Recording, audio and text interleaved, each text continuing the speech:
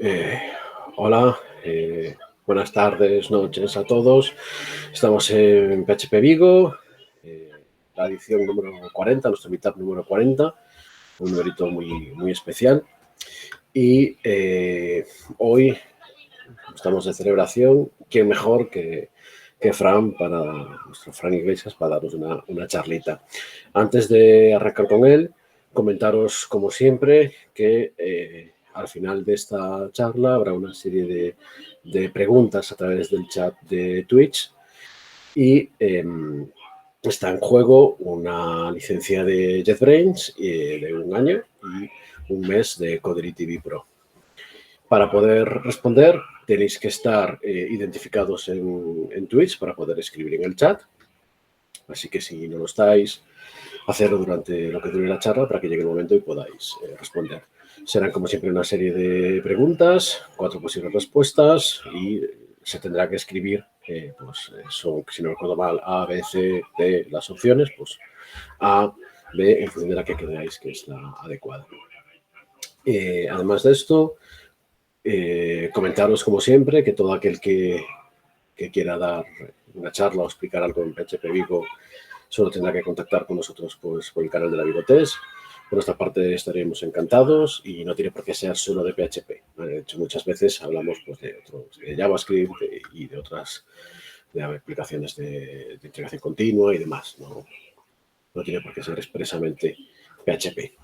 Y ya por terminar y dar ya paso a Fran, recordaros que está abierto el Call for Papers para quiero decir bien, la Licorca Conf, que organizan nuestros amigos de la Compostela Tech.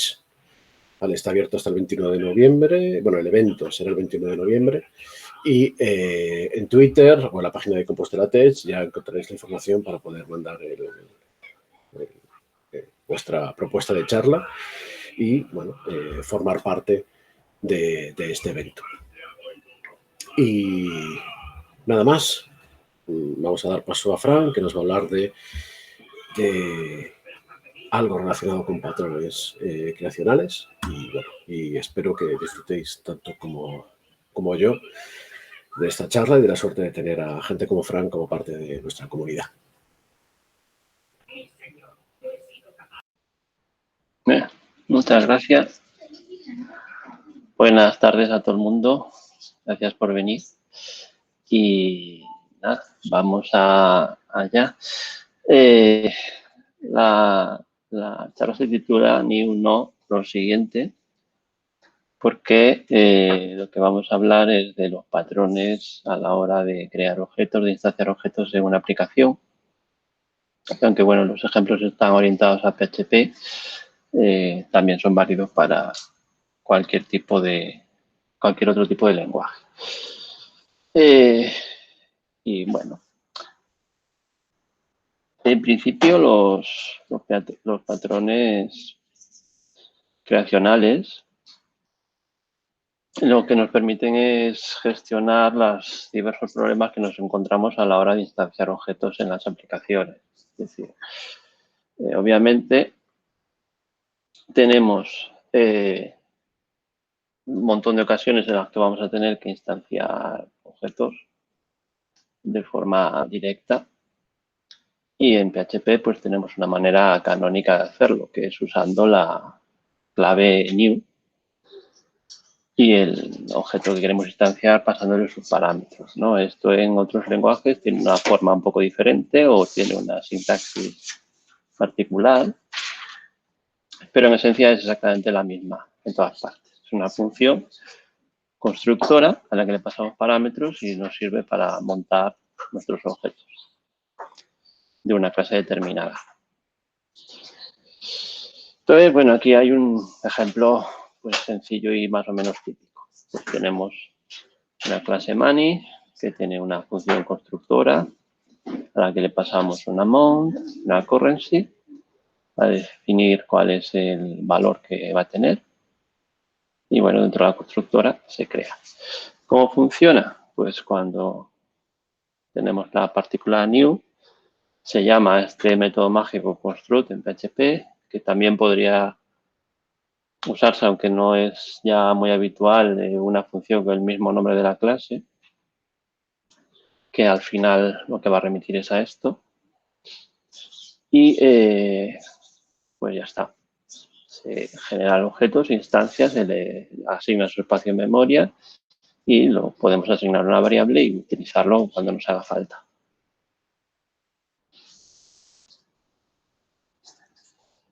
Vale. La idea es que en Construct encapsulamos toda la lógica que se necesita para la construcción del objeto. Es decir, que no es simplemente lo preparamos todo fuera y lo hacemos y después hacemos el new y ya está, ¿no? Entonces, por ejemplo, aquí en el ejemplo hay esta función normalize, que se llama desde la constructora, que en este caso la única finalidad que tiene es admitir cualquier tipo de escalar para el valor de amount, convertirlo en este caso en un número de coma flotante y con una precisión determinada. Pues en este caso 2 decimales, podría ser cualquiera que quisiera. Pero bueno, esto es lo de menos, es simplemente que en lugar de hacer esta preparación fuera, es decir, pasar ya el valor exactamente que quiero que tenga la propiedad, lo hago en la constructora. Pero claro, esto nos vale y además nos vale para todo. Pero hay casos particulares y es de lo que va a tratar la charla, ¿no?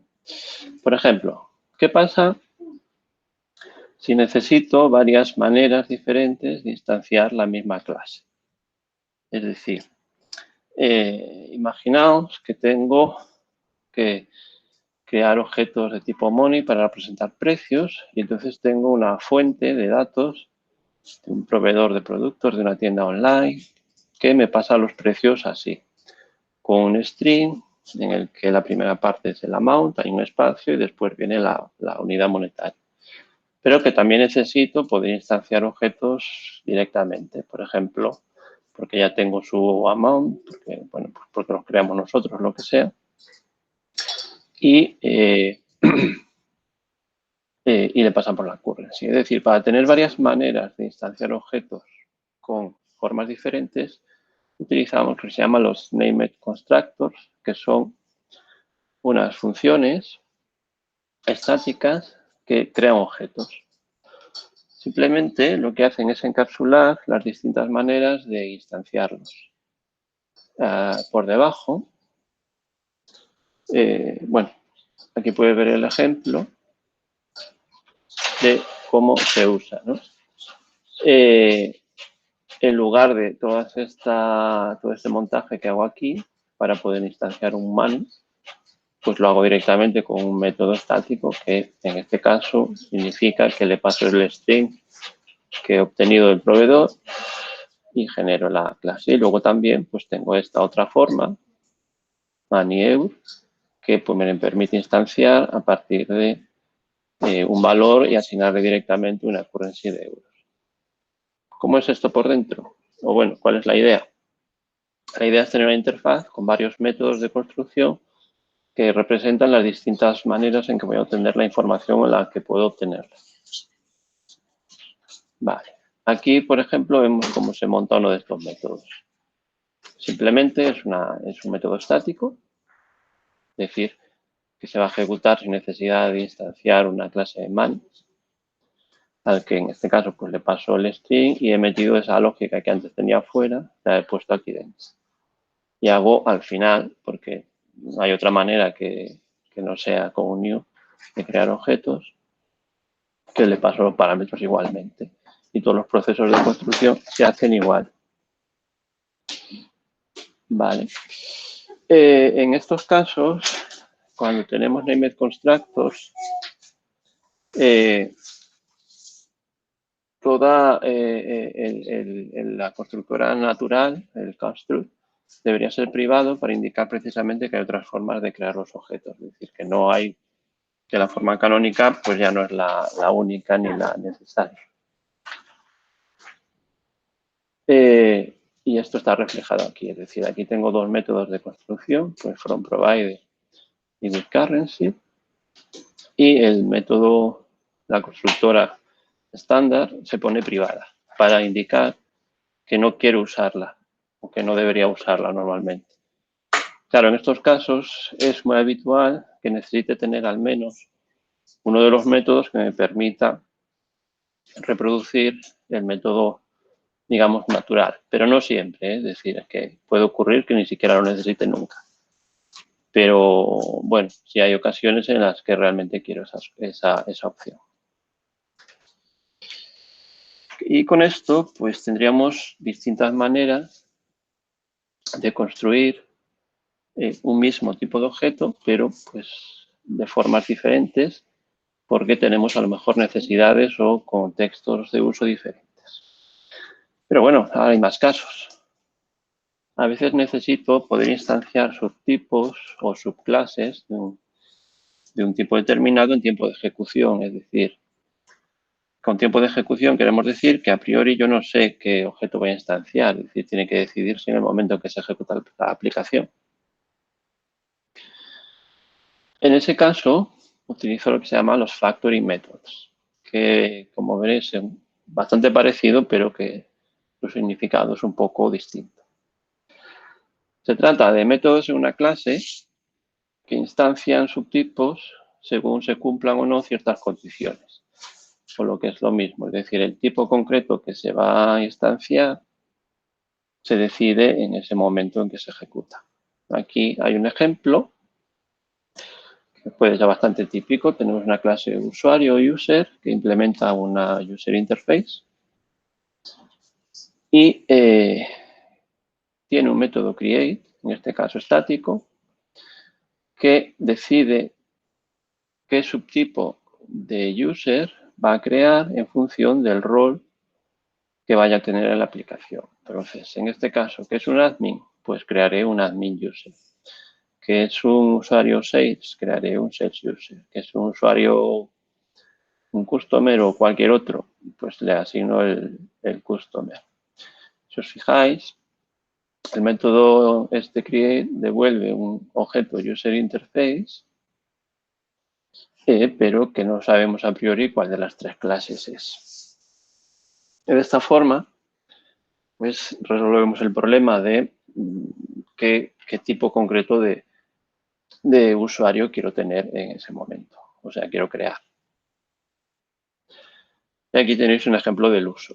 Es decir, este nuevo usuario se llama con este user create estático, se le pasan los parámetros, se le pasa el rol, y lo que vamos a tener en user, pues en este caso será un admin user, que por lo demás sigue siendo un user interface. Y ahora, los factory métodos nos permiten hacer unas cuantas cosas curiosas, hasta divertidas. Por ejemplo, cambiar una clase en lugar de modificar una propiedad cuando queremos cambiar el estado de un objeto. ¿Qué quiero decir con esto? Imagina, el ejemplo que voy a poner es un carro de la compra. En concreto, un típico carro de la compra de una tienda online, pues el carro se instancia, en este caso se hace con método, con un name constructor que es pickup, es decir, el carro se coge la cesta como cuando vas al súper, se le da un ID, se le van añadiendo cosas, productos, vamos, y en un momento dado este carro se bloquea para que no se puedan añadir ni quitar productos cuando vamos a hacer el checkout y vamos a calcular lo que hay que pagar y todo esto, ¿no? Para eso usamos un factory method, es decir, que nos va a devolver una instancia, en este caso, de un carro bloqueado. Es decir, tenemos una clase que hereda de cart, que se llama LocketCart, y que hace que ese carro funcione exactamente igual que un carro normal, pero que hay determinados métodos que no nos va a permitir acceder a ellos, porque va a petar. Aquí tenéis el ejemplo de LocketCart, en el que el carro bloqueado se crea a partir del carro normal, se le copian, de hecho, sus contenidos, pero todos los métodos que permiten modificarlo de alguna manera, lo que hacen es devolver una excepción. Entonces, en lugar de tener en nuestra clase card toda una serie de if para controlar si el carro está ya bloqueado o no está bloqueado, en lugar de eso, lo único que hacemos es, cuando lo bloqueamos, devolvemos un subtipo, que en este caso es LocketCard, que ya hace que esos métodos simplemente no funcionen. Ya está. Entonces, esta técnica está muy bien cuando quieres que un determinado objeto vaya pasando por distintos estados y en lugar de gestionar el estado en un solo objeto y montar un lío, porque cada vez que haces una operación tienes que comprobar su estado, es crear un subtipo que se encargue de decir que haga lo que pueda hacer el objeto en ese estado específico que queremos tratar. Pero bueno, sigue, esto no agota todas las posibilidades. Todavía tenemos más. Por ejemplo, supongamos que necesito duplicar un objeto, pero sin saber a priori su clase. Es decir, no tengo ni idea de qué objeto es. ¿Qué quiero decir con duplicar? No me refiero simplemente al típico clonar de PHP, al típico clon, que copia todo el contenido de un área de memoria de una variable en otra, sino la idea general de tener un objeto y utilizar ese objeto como punto de partida para crear otro. Y este patrón se llama el pattern prototipo, y que lo que hace básicamente es que se implementa un método clon con el que se duplican los objetos de una clase determinada. Es decir, todas las clases que tengan un método clon serán capaces de generar nuevos objetos a partir de un modelo, de un prototipo. Aquí, en el fondo, en el ejemplo de antes es muy parecido. Y aquí, bueno, lo he simplificado. Esta función, este método clon, en este caso está estático, pero no tenía por qué serlo tampoco, que le pasamos un card y va a devolver un card. Y simplemente lo que hacemos es eso, creamos un nuevo, le pasamos el ID del anterior, le copiamos sus ítems y ya está, y lo devolvemos. Es así de simple. De hecho, no sería ni siquiera necesario hacerlo estático ahora que lo veo, pero porque simplemente podríamos incluso coger el dis del carro actual. Pero bueno, la idea al final es que tampoco sea un clonado puro, porque si no para eso ya usamos el clon de PHP y ya está. Sino que a lo mejor hay cosas que deben cambiar. Aquí he puesto como ejemplo pues que cambiamos el estado de la variable lock, suponiendo que la tuviera, pero que podríamos cambiar otros estados de este car. La idea es que podamos duplicar a partir de un original o incluso tener una colección de objetos que sirvan de prototipo para crear otros, es decir, como objetos ya prefabricados para que luego sea más fácil montar los nuevos, sobre todo si son objetos muy complejos o que tienen muchos parámetros, etc. Vale. Y aún así seguimos sin cumplir o sin completar todos los posibles casos que podríamos tener a la hora de instanciar. Por ejemplo, a veces nos encontramos con que la construcción de los objetos es muy compleja, tiene parámetros que son opcionales o que son dependientes entre sí, es decir, que tienen unas reglas de construcción que no son sencillas. Y esto lo empezamos a notar en el momento que tenemos 4, 5 o muchos más parámetros para la hora de crear, que algunos de estos parámetros no van a estar presentes siempre, que son nulables, que algunos, si ponemos el parámetro 7, también tenemos que poner un parámetro 8 y uno 9, o que si ponemos un parámetro 10, ahí el 7 no lo teníamos que haber puesto, este tipo de cosas. Cuando hay esta complejidad a la hora de construir, usamos el patrón builder. El builder construye un solo tipo de objeto específico, no está pensado para crear tipos de objetos. sino es decir, para crear una familia de objetos diferentes, sino para resolver el problema de la complejidad de crear un determinado tipo. Aquí, por ejemplo,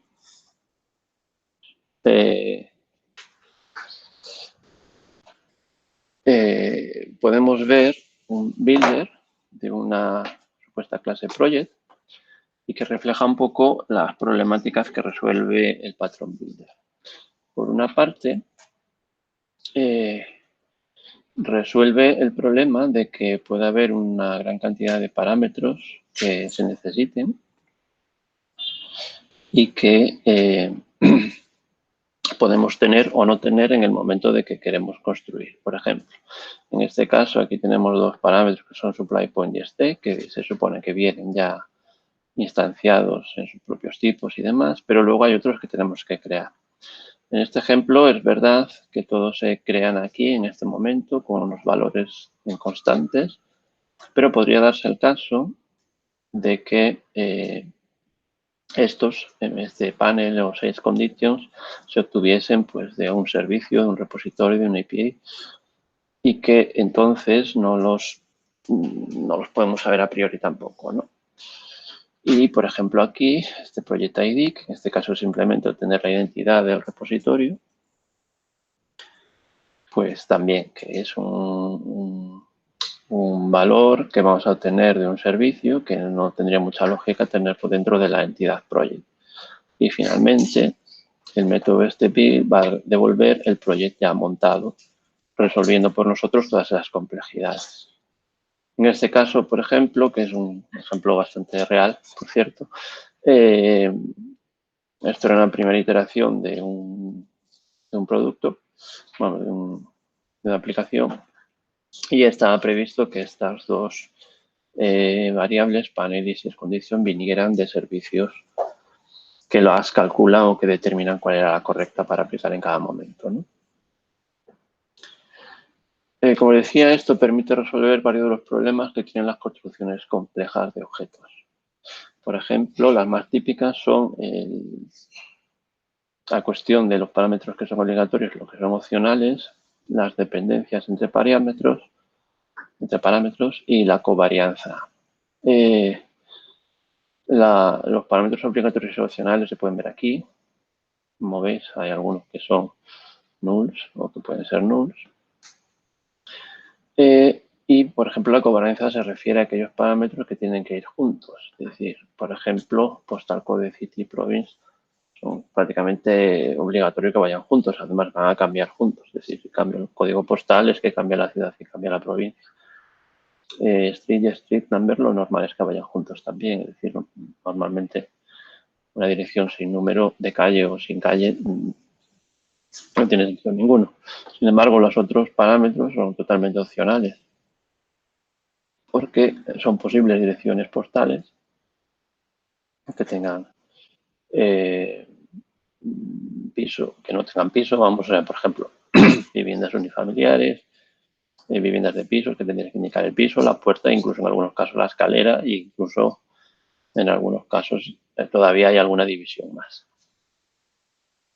Esto en el builder se resuelve porque podemos definir métodos que nos permiten pasar los parámetros que vamos a ir necesitando y establecer dentro de esos métodos condiciones. Por ejemplo, en el builder, este método addLocality obliga a pasar los parámetros de código postal, ciudad y provincia.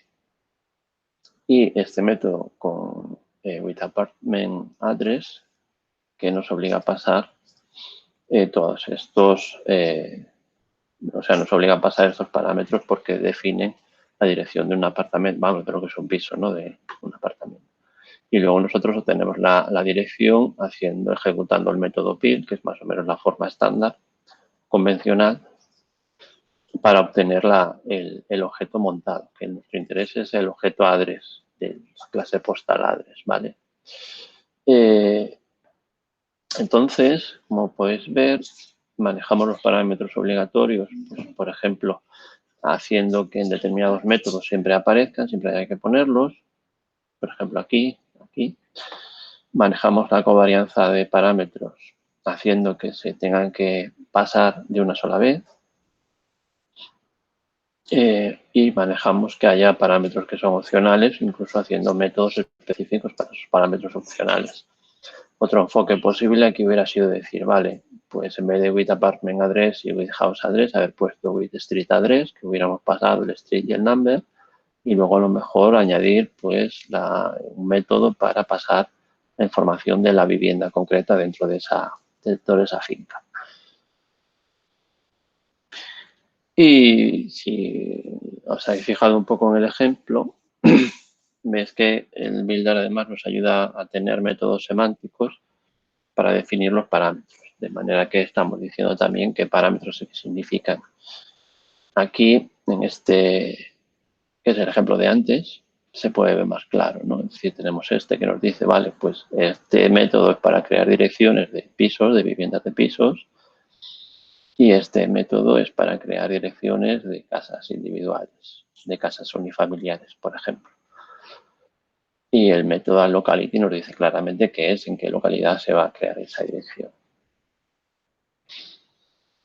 Normalmente, lo normal es que aquí instanciemos un builder para cada objeto que queremos obtener, ¿vale? O sea, es como un constructor vitaminado. Y además, normalmente en los builders la interfaz fluida es perfectamente válida. O sea, es uno de los casos en los que este tipo de interfaz es perfectamente admisible, porque nos permite crear una expresión bastante contenida con la cual generar el objeto que queremos. Y es lo más parecido que podríamos hacer en PHP a tener pues incluso parámetros etiquetados como hay en otros lenguajes. Y bueno, con el builder parece que agotamos todas las posibilidades de creación de objetos, pero aún no. Todavía nos queda alguna más. El builder estaba muy bien para crear esos objetos que son complejos de construir, pero que sabemos qué objeto es. Seguimos teniendo el problema de qué pasa cuando los objetos son complejos, pero a la vez la decisión de qué objeto construir se tiene que tomar en tiempo de ejecución, un poco como al principio, que usábamos los factory methods, pero en este caso, cuando la construcción es más compleja, necesitamos otra cosa. Y entonces solemos usar las factorías. Factorías son objetos capaces de construir distintos subtipos de una misma familia. Las factorías no se usan para crear cualquier tipo de objeto. Eso es un antipatrón que se llama el Service Locator, que en realidad lo que hace es que haga depender toda la aplicación con toda la aplicación. Factoría está especializada en una familia de objetos que son familia porque descienden de la misma clase o porque satisfacen la misma interfaz, pero que nosotros en el momento de que las necesitamos instanciar no sabemos cuál va a ser. Y por tanto tenemos que decirle a alguien, en este caso a la factoría, que nos cree el objeto que necesitamos en ese momento.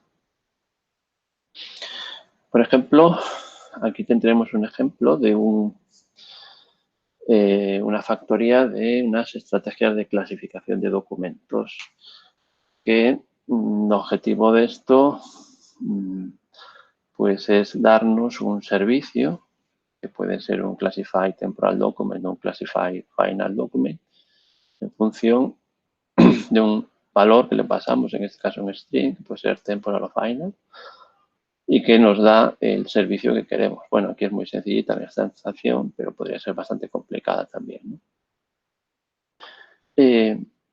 La idea es que nosotros simplemente le decimos, dime la estrategia final y me pasará el objeto Classify Final Document montado y listo para usar. Y en este caso, pues bueno, usamos este default para que en caso de que no esté soportada esa estrategia concreta o esa forma concreta de operar, pues nos pete y nos diga esto no se puede hacer. Esto nos da una gran flexibilidad porque permite que sea el usuario de la clase usuaria de estos servicios la que decida qué necesita hacer, o sea, o qué necesita en ese momento. Porque justamente nosotros no vamos a crear el objeto hasta que sabemos qué objeto queremos. Aquí, por ejemplo, para ver otro ejemplo un poco diferente, en lugar de pasarle un nombre, esto es una calculadora de productos. Probablemente si sabéis dónde he trabajado, pues imagináis dónde se usaba. En este caso le pasamos un producto y en función de qué tipo de producto es, devuelve una calculadora de su tarifa. Es muy simple. Entonces, simplemente para mostrar que podemos usar tanto un criterio poco específico como es en este caso, que le decimos dame la estrategia temporal, dame la estrategia final. Y en este caso simplemente le pasamos un producto y le decimos dame la calculadora adecuada para este producto. Los otros parámetros se necesitan para montar esa calculadora, es decir, para parametrizarla, como podéis ver, y nos va a devolver la que toque. De manera que yo, en este caso, para saber cuánto me va a costar cuánto va a ser la cuota de ese producto, pues simplemente le digo a la factoría de calculadoras, dame la necesaria para este producto y dámela ya lista para usar. Y no tengo más que usarla, es decir, lo calcula y me da el resultado. Y ahora sí, ahora encontramos más cosas. En resumen, aunque tenemos una única manera de instanciar objetos en PHP y en general en todos los lenguajes de programación, hay una infinidad de casos que tenemos que lidiar con ellos y que cada uno de esos casos pues tiene una respuesta bastante conocida o bastante probada en forma de un patrón de construcción. Entonces, un poco por hacer un repaso general, tendríamos el new cuando la construcción es sencilla, tiene pocos parámetros, tal vez 2, tal vez 3, y no presenta más complicaciones. En el momento en que necesitamos tener diversas formas de construir y queremos tenerlas todas en un sitio bien aisladas y bien identificadas, usaríamos la técnica de los named constructors, es decir, métodos estáticos que devuelven una instancia del objeto con la lógica de construcción que haga falta, con todas las transformaciones a partir del dato bruto que tengamos o de los datos brutos.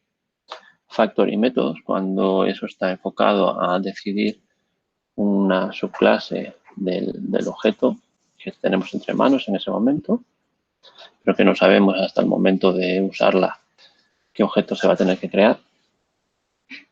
El prototype, para cuando queremos usar otro objeto como plantilla para crear el nuevo objeto y que, como habéis visto, se puede incluso combinar con alguno de los anteriores. El builder, que se trata de una manera de llevar la lógica de instanciación a un objeto que es especialista en construir un tipo de objeto. Y la factory, que es otro objeto que es especialista en construir familias de objetos. Este método builder y sobre todo factory no excluye ninguno de los otros patrones. Es decir, dentro de la factory puedo instanciar una determinada variedad de esa familia usando cualquiera de los otros patrones. Al final, el objetivo es tener el mínimo de lugares posibles de lógica de creación de objetos. Es decir, si nuestra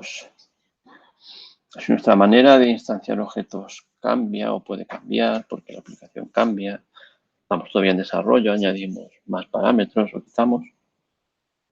Tener que buscar a lo largo de todo el código de una aplicación las posibles instanciaciones y cambiarlas puede ser un auténtico drama. Entonces, sobre todo si antes de la instanciación tengo que preparar variables, tengo que parar parámetros, etcétera, para dejarlos listos para poder hacer esa creación de objetos. Entonces, lo suyo es encapsular usando estos patrones para tener los menos puntos posibles de cambio en caso necesario y que la aplicación pueda evolucionar en el futuro con facilidad y idealmente tener tan solo uno o dos sitios donde tocar para cambiar la forma en que se monta un objeto determinado. De hecho, salvo que sean construcciones muy triviales, es muy recomendable utilizar alguno de estos patrones, incluso el builder, precisamente para tener un solo sitio donde la lógica de instanciación resida y no es tenerla repetida 30 o 40 veces en una aplicación que sería de lo más habitual.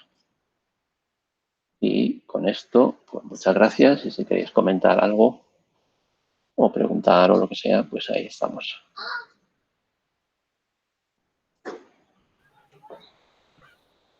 Bueno, muchas gracias por la charla, Frank.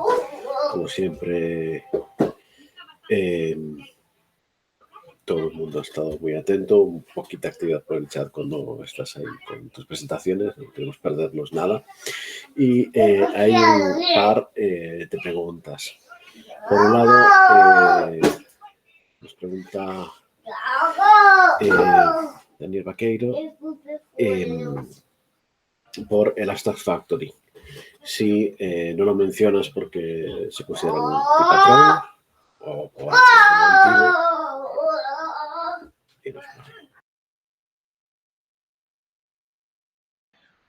Bueno, no menciono el Abstract Factory básicamente por no complicar demasiado la charla, pero bueno, por comentarlo un poco así por encima, la idea del Abstract Factory es justamente tener, por así decir, una factoría de factorías para un determinado tipo o familia de objetos. Es decir, de manera que pasa que el caso de uso a veces es un poco complejo, ¿no? Pero bueno, básicamente es eso, poder tener una factoría que pueda cambiar qué factoría uso en función de algún tipo de contexto. Un uso típico es factorías de objetos que están, por ejemplo, vinculados a la infraestructura o a una determinada tecnología y que, por tanto, por dentro van a ser completamente distintos, pero que yo necesito tener el mismo tipo de objeto equivalente pues, en distintas tecnologías. Imaginaos, por ejemplo, que necesito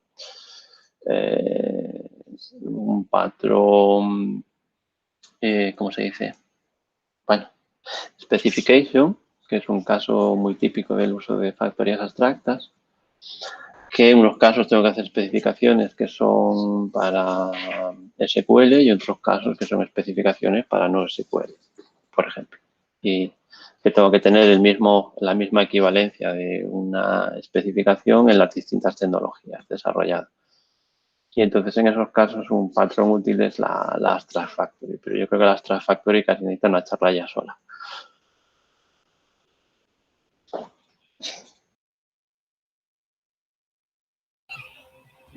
Vale, perfecto.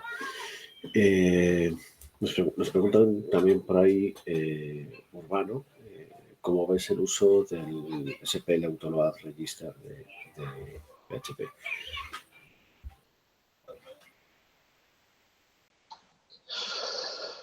Pues como lo usamos directamente a través de Composer y el Autoload de Composer no... Pero... Bueno, se refiere, porque bueno, me pregunté para intentar aclarar un poco la duda, a poder cambiar el tipo de fichero donde está la clase que quieres instanciar en función de pues, bueno, lo que se esté pidiendo de mí, o sea, para poder en tiempo de ejecución cambiar el tipo de clase cargada y ampliar la funcionalidad sin tocar el código. Es interesante. Lo que pasa es que cada vez que recurrimos a metodologías que son muy específicas de un lenguaje, que son totalmente dependientes del lenguaje, creo que nos metemos en un camino un poco cenagoso, porque esto no es trasladable después a ningún otro planteamiento. O sea, de hecho, personalmente no haría algo así. Es decir, si necesito cambiar una clase, eso por algún motivo, porque necesito cambiar funcionalidad, ese tipo de cuestiones creo que tienen que estar explícitas en el código. Es decir, no el hecho de decir, vale, esto lo puedo hacer. Es un poco como pasa con todos los métodos mágicos. Es decir, sí, están ahí, pero un método mágico no. O sea,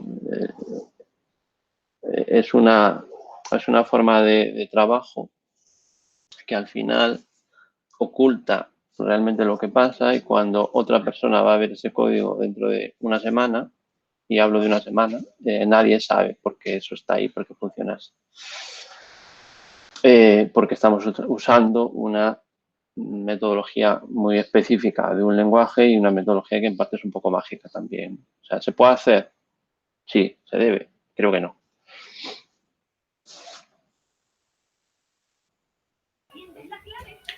Genial. Mientras tengo una preguntita yo también, muy tonta. Al usar el builder, estos builders con varios widths, unos opcionales, otros no, algunos que dependen de otros. Por ejemplo, si al momento de hacer el build, entiendo que habrá que validarse que todo lo que se ha alimentado a través de los widths es suficiente para poder construir el objeto, o si en los propios widths harías algún tipo de validación como para determinar algún orden, que supongo que no, porque el orden no debería importar a la hora de construirlo, pero bueno, ahí lo dejo. ¿Cómo hacemos eso? Yo haría un mix, es decir, el propio objeto, o sea, no hay que olvidar que el builder es solamente un objeto que facilita la instanciación de otro, pero al final la instanciación va a ser a través del new y de la llamada construct. Entonces, toda la lógica de validación del objeto en principio debería estar ahí dentro. Ahora, es verdad que en determinados momentos hay reglas para, digamos, que pueden relacionar parámetros entre sí, y a lo mejor en el propio builder tengo que tener validaciones para poder decir, imagínate, poner un ejemplo, supongamos que es una constructora que necesita 5 parámetros, ¿no? Y tengo un builder. No debería poder llamar al método build del builder sin tener los 5 parámetros. Entonces, a lo mejor puedo validar eso en el builder, o a lo mejor lo puedo validar en el constructor. Hay casos en los que a lo mejor tengo que validarlo en el builder por narices, porque igual no lo puedo validar en el constructor. Supongamos que el constructor, digo, a lo mejor ni siquiera yo poseo esa clase, imagina que es de una librería, y que todos los parámetros son opcionales. Y dices tú, muy bien. Eso pasa mucho pues con algunas. Estoy pensando ahora en el cliente, el HTTP client de Symfony, que excepto el primero, todos los demás parámetros son opcionales y pueden ir va en un orden, no sé qué, y pones unos, pones otros. Claro, a lo mejor para facilitar eso tú te haces algún tipo de constructor, de builder por el medio, para poder tener unas formas estándar de acceder, ¿no? Y claro, tú no vas a poder introducir validaciones en la clase cliente HTTP, las vas a poder introducir en el builder. Es decir, vas a poder poner tú las reglas ahí. Entonces, un poco en función del contexto. Si yo poseo el objeto y puedo tocar su constructora, lo suyo sería que validara el propio objeto, pero hay a lo mejor otras reglas de validación que no caben ahí, que debería hacer en el builder. Y una de ellas sería validar, ¿tengo suficiente información para construir el objeto o no?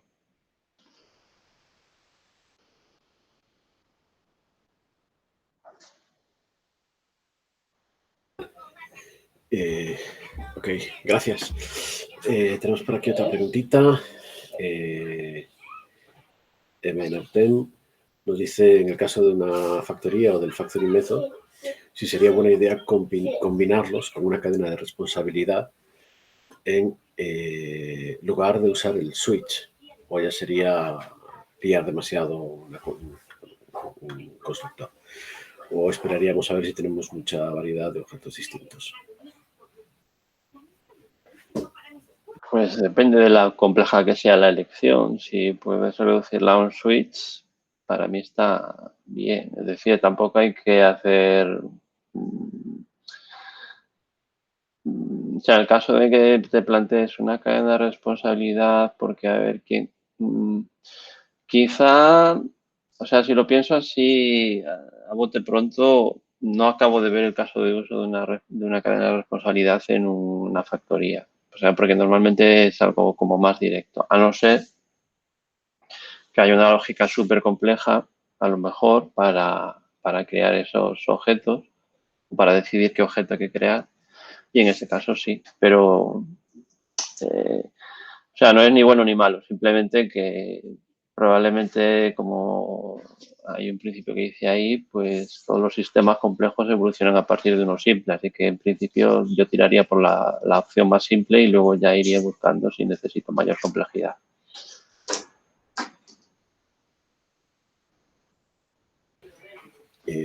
Ok, también nos preguntan en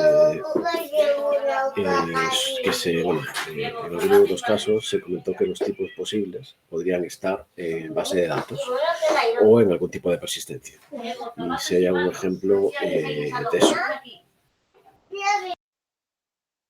Ejemplo ahora mismo no tengo, pero es perfectamente viable. Es decir, el hecho de hacer, por ejemplo, builders o factories es precisamente porque muy probablemente, aparte de la propia complejidad que tenga la creación del objeto, está también el de dónde obtengo la información. Es decir, yo podría tener que consultar una tabla de una base de datos para saber qué tengo que hacer. Imaginaos, se me ocurrió un caso, a lo mejor para instanciar no sé, un determinado objeto, tengo que ir primero a consultar la tabla de usuarios para saber si ese usuario, vamos a poner, tiene permiso para crear ese tipo de objeto, por ejemplo, y luego a lo mejor tengo que ir a otra tabla donde están definidas una serie de, digamos, parámetros más o menos obligatorios que tiene que tener un objeto del tipo S, ¿no?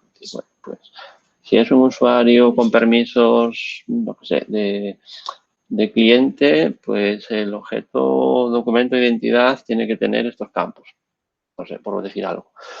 Y a lo mejor todo eso lo tengo que consultar en servicios, en repositorios o tirando de APIs. Por eso, normalmente cuando ocurre esto, tenemos que sacar esa lógica del objeto que queremos instanciar, tenemos que sacarla a artefactos como el builder o como la factory.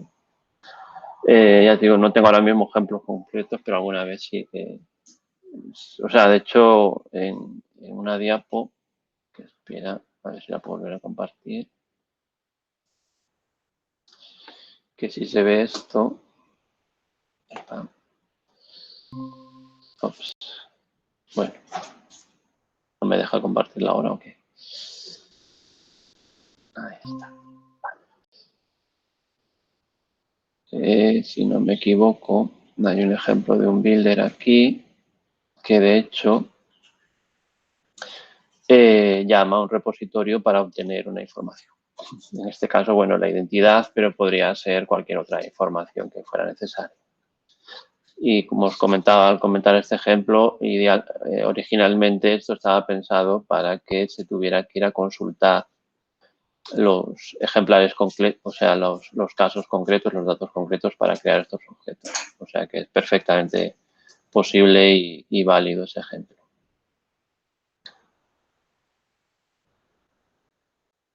Mañana íbamos a llamar a los abuelos, ¿eh? Ven conmigo. Vale, genial. Pues creo que por hoy ya tenemos preguntado un montón de cosas. Como todo el mundo sabe que Frank es activo en redes, podéis encontrarlo, en el blog escribe mucho. Si tenéis dudas en general, tanto de esto como de refactors, de testing y demás, es muy recomendable los libros que tienen Limpub, todos disponibles en formato electrónico. Y nada, agradecerle de nuevo que esté aquí, que comparta un cachito de todo lo que sabe con nosotros. Y ahora pues llega el momento del concurso. Ya sabéis, identificados en Twitch para poder responder en el chat y sorteamos, pues bueno, el que gane escogerá si quiere la licencia de Codely o la licencia de JetBrains, y el segundo, pues lo que el primero haya dejado para él. Y nada, y yo ya me despido, dejo a Sergio que lidere el concurso, agradeceros a todos que estéis aquí y nos vemos en el próximo meetup y suerte con el México. Hola, muy buenas a todos. Entiendo que me escucháis. Vamos a proceder con, con el concurso. Como ya sabéis, es el concurso, las preguntas se van a mostrar a través del chat de Twitch y podréis ir contestándolas simplemente respondiendo con la letra de la respuesta. Solo vale la primera y hay un tiempo de unos 20 segundos para responder cada una de las preguntas. Son un total de 7 preguntas y tenemos, como ya comentó Rolando, tenemos una licencia de Codely TV o una licencia de JetBrains para repartir. Vamos con la primera pregunta. ¿Cuándo un objeto es difícil de construir, utilizo?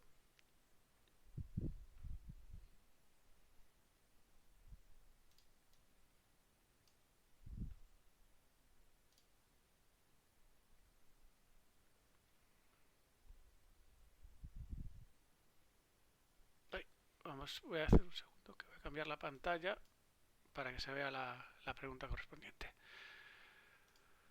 Vale, perfecto. Vamos a mostrar el ranking. Alberto de Vigo está de primero. Adurba también está de segundo. Y de tercero Wipa 4. Vamos con la siguiente pregunta.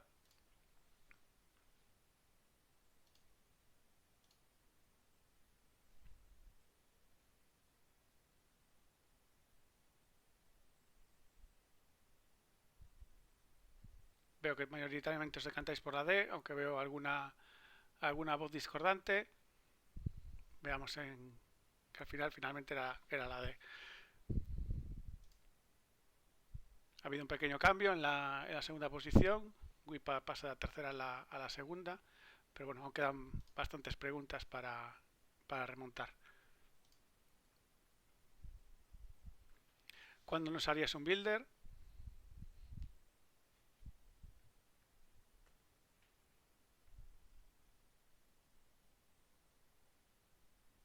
Bueno, ahí ese dicted que aparece al final es una rata. Obviarlo.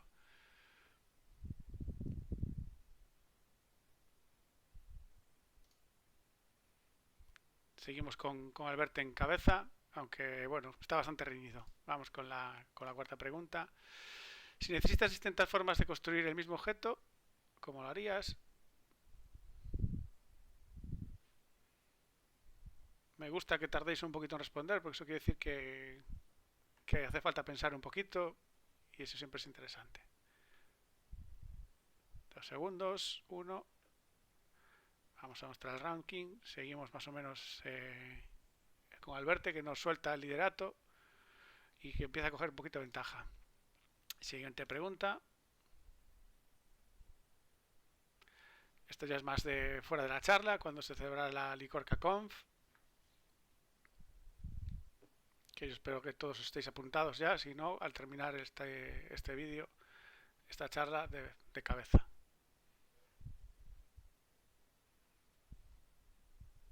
Bien. Penúltima pregunta. ¿Cuál es la principal ventaja de Composer 2 sobre Composer 1? Hablo de la principal, aunque podría cualquiera de ellas encajar, pero hablamos de la principal. A mí, sinceramente, la que más me gusta es la C, que soy un clásico, y estas cosas modernas no me acaban de convencer. 2 segundos. Y aún hay la posibilidad de un cambio de líder en la última pregunta, que vamos a ella. ¿Qué grupo ha tenido un evento la pasada semana?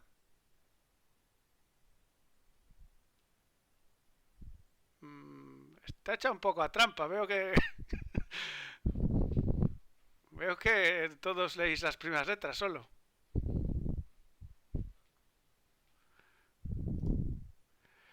Y Alberte mantiene el liderato, seguido por M. Nauten y Wipak tercero. Alberte, si nos dejas en el chat cómo podemos contactar contigo y qué premio eliges, si la licencia JetBrains o la de Codely, la de un mes de Codely. Y bueno, el que tú no elijas irá para M. Nauten, que también si nos deja una forma de contacto, perfecto. Si no, aquí o a través del chat de Slack.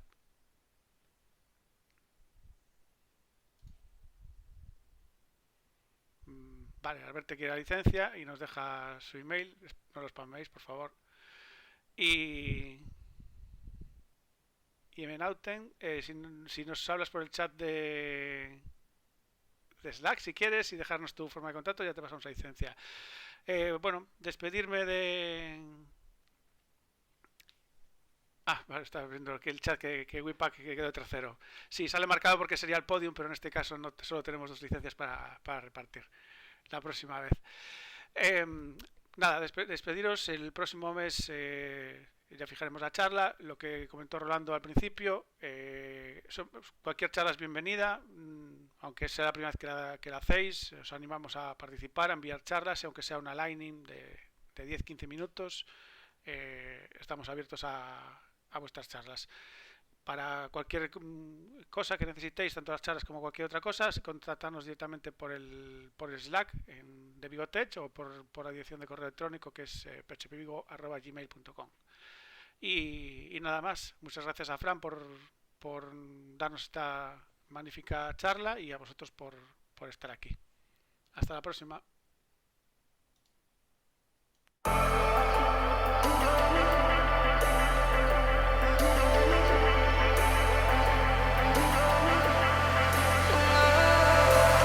And I've been chillin', watching the ocean with you. Baby, up with a slow motion crew. And we up in our growlings when people change, but not us.